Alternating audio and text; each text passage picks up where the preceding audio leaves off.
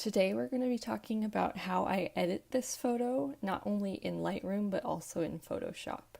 So my goals for this photo are, first of all, to, do the normal edit using one of my presets, but then my secondary goals are to make this board more straight and make this sleeve symmetrical and get rid of that little finger. So I'm going to show you how to do all of that, and it's really important to try to pay attention to symmetry in your work. So that's what we're going to try to achieve. So even though this wasn't technically taken in harsh light, I do love the pop feather preset in the harsh light pack. It's a little overexposed at the moment, but we are going to fix that quite easily. Okay, and then the next thing I'm going to do is enable profile corrections. This was taken with a Sigma 35 1.4 lens. And next thing that's popping out at me is the yellow is too desaturated. So we're going to bring that back in, maybe bring it a little back to the orange side and decrease the luminance. Now it's a little too much. Next thing on my agenda, this dot is really bothering me. Going to heal that out. There's another tiny dot up here.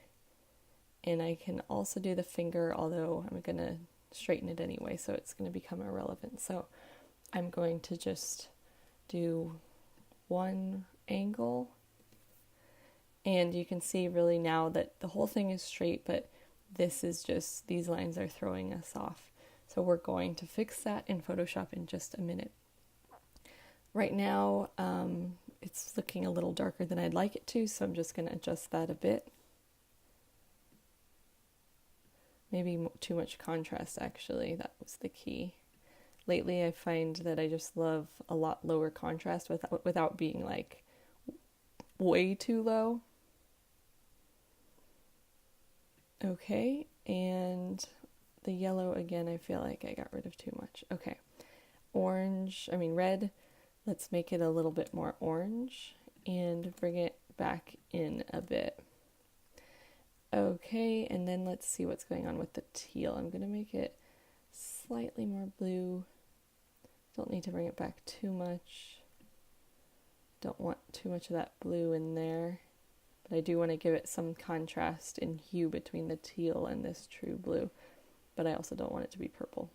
So we're going to leave it just about there.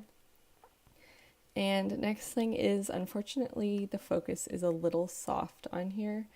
Even though I was at 2.5, which isn't all that wide open.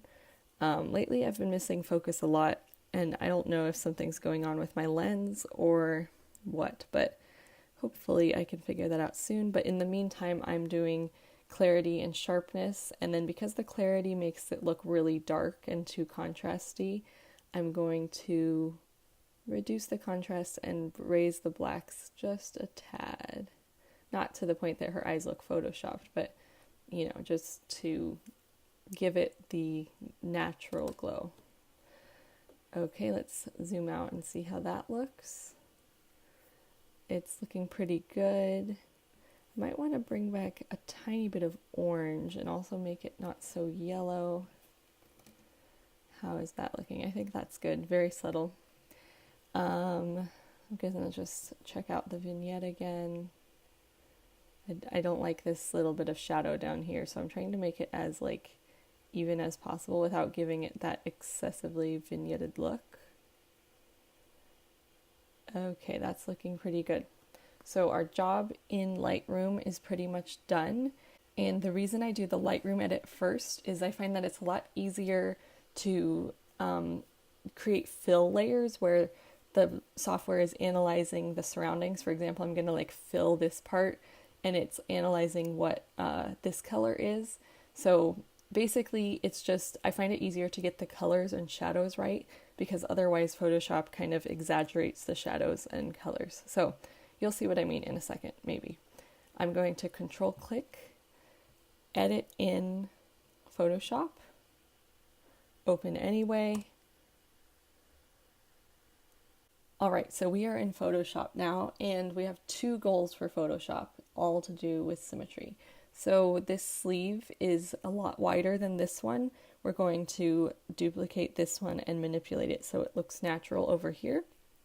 And then we are going to straighten the two lines of the paper board. Okay, so the first part, and I've had to try this a few times during this tutorial, so I'm going to try to get it totally right this time. The first part is you want to select just the bottom half of the blue part because all we really care about is this area, because we're going to be tucking the sleeve under it. So you could even really select way less than that, but for some reason I just feel like I have to select above her head. And the key is you want to just be right at the edge of where the blue is straight at the very end. So something like that. So once you have that selected, we're going to do Command C for copy and Command V for paste, and that'll just put it into a new layer. And now you can see that we are able to like kind of tuck a sleeve under that blue. So let's go back to the sleeve and make sure you're in this layer, otherwise it won't select anything.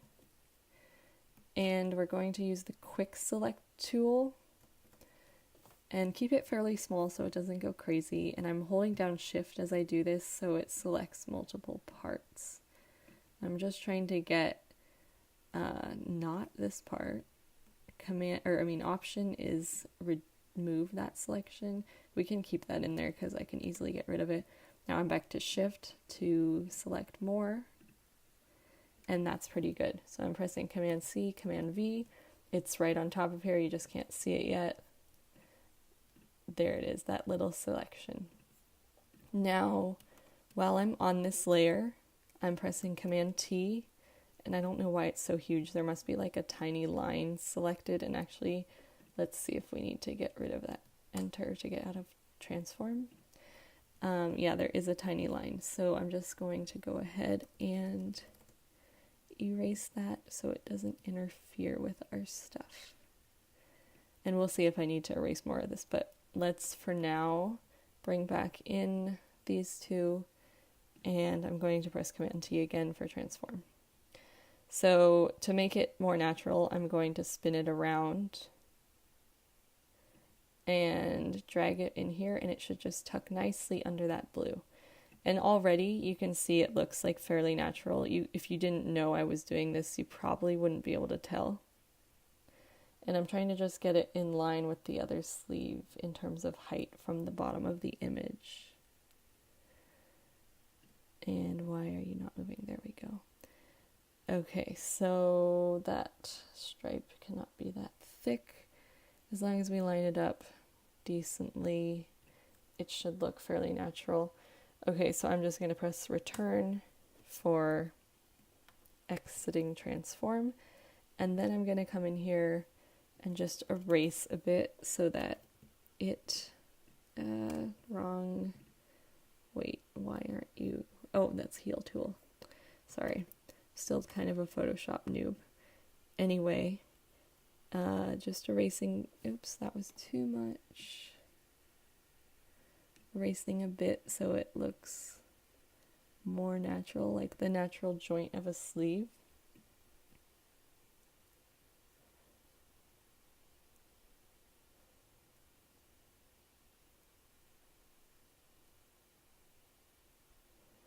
And that looks fairly realistic. And again, I'm not an expert retoucher, so like don't come to me for retouching advice, but at least not yet. But I do things that look pretty much good enough for my purposes. So anyway, that looks decent. I might spend some more time, fine-tuning it when I'm perfecting this photo, but you get the point. So the next step is to correct these lines. And this gets just a tiny bit tricky because sometimes it works properly and sometimes it doesn't, but hopefully it works on the first try. So I'm going into layer one, actually no, I'm going into the background layer because we need all this data, not just the blue part. And I'm just going to select, that's too much. I'm going to select a very small rim and basically tell Photoshop that what I want to fill is this other color and I want it to match this color. So I'm going to do control click within this selection, fill, and there's two ways you can do it. First, we're going to try content aware and hope it's smart enough to pick up this color.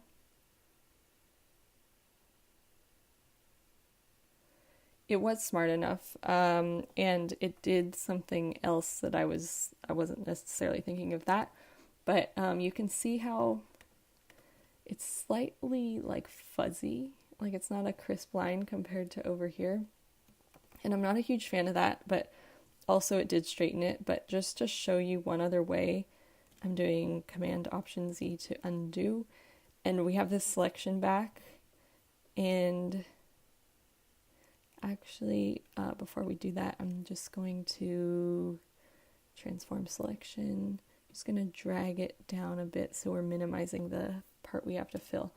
So control click fill again, and this time we're going to try color. And I'm going to select as close to the edge as I can, like right here. And that's the color we want. Okay, and then let's see what happens. So with that, you get a more crisp line if you look really closely. And also, the only problem is that I'm getting a slight, very slight variation here. Like, you can see there's a little bit of a line between a little darker and a little lighter. So that is unfortunate. But I could also spend some time blending that. For the sake of this video, we're just going to go back to the other way, because I'm not even exactly sure how I would blend it at the moment. I could probably select that and do another fill where it like averages it out. But anyway, now we have this problem. I'm just going to heal this really quickly. I could also probably heal that other one.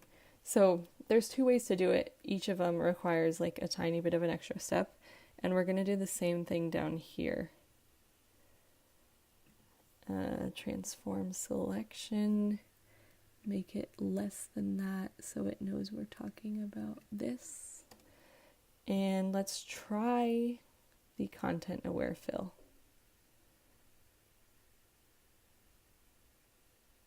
We'll have to see if this is messing with us. So you can see that it did do something, but it's not exactly great. So we're going to try the color fill. Went too far. Okay. Fill. Color. And again, I'm going to try to get as close to the edge and like the average color as I can.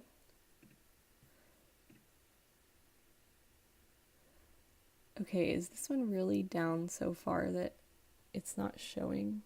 Yeah, it is. Okay, so what we're going to do is, while we have this layer selected in the same, well, no, not that same zone, because we only want this side. So I'm deselecting, and I'm going to just like up to the sleeve, I'm going to delete that so we have that in there. And there's like a little bit of funkiness going on here. I don't even know what exactly that is, because is it this? Yeah, it's like a weird, I don't even know. We're going to just quickly, while we're in background, nope, we have to be in this one. We're going to just like try to, oh, what is going on? Something to do with the layers, like they are not, it's like trying to blend something non-existent with that. Basically, let's try another technique, which is just going to go like that, fill again, and content aware. Okay, that pretty much, well, it's kind of funky. I don't know why exactly this isn't working. And of course, I did not have these problems when I was doing this by myself, but as soon as I try to show you, these things come up. But oh well, this is a real life lesson in how much of a struggle Photoshop can be for those of us who are not masters of it. And also we're seeing quite a bit of that color variation. I wonder if I flatten the layers. Hold on, this needs to like have some correction to it. See, now it's like down lower than the other one because I adjusted the tilt. And we're going to go here on this layer, and we're just going to try to line it up really nicely. Need to get a little closer. Transform selection. Okay, I need like an uneven, like not snap to grid. Okay, like right there. And then we're going to do, let's see, let's do content aware. Okay, that looks decent. That pretty much solved the problem, except there's like a tiny, tiny little bloop right there. But I'm gonna try what's it called? Flattening the image. And then we're going to try this selection again because you can still see that like hue difference. And just a tiny bit under that little edge, I'm going to do, oops, let's make it not so huge. I'm going to do fill content aware.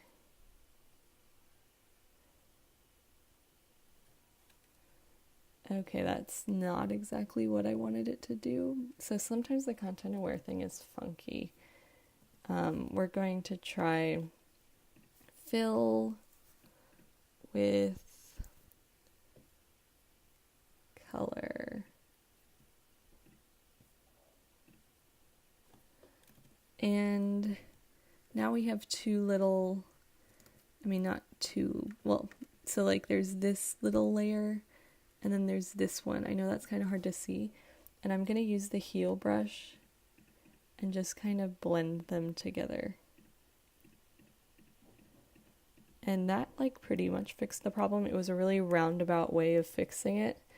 But so now you have straight edges, you have pretty much symmetrical sleeves, and that was our goal. So I apologize that this was such a roundabout way of doing it, but honestly that's what happens in Photoshop because different things happen every time, especially when you are not a Photoshop master.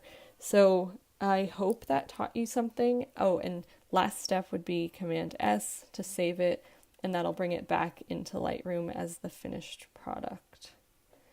And so we started out with funky edges, funky sleeves, and ended up with something more symmetrical. So essentially, this is how I'd leave it. I don't find any shame or any restrictions in editing like a doubly edited image. So like we started out with this edit and then put it into Photoshop, edited it. But like if you thought it was too saturated at this point, and obviously that's an exaggeration, but you could play around with that. Like it's not going to ruin the photo to edit like a flattened JPEG from Photoshop. So I hope that was helpful to you. I know it was a little confusing, but we did get the end result, and there is more than one way to do things in Photoshop. Anyway, I hope you enjoyed this video, and if you did, go ahead and subscribe.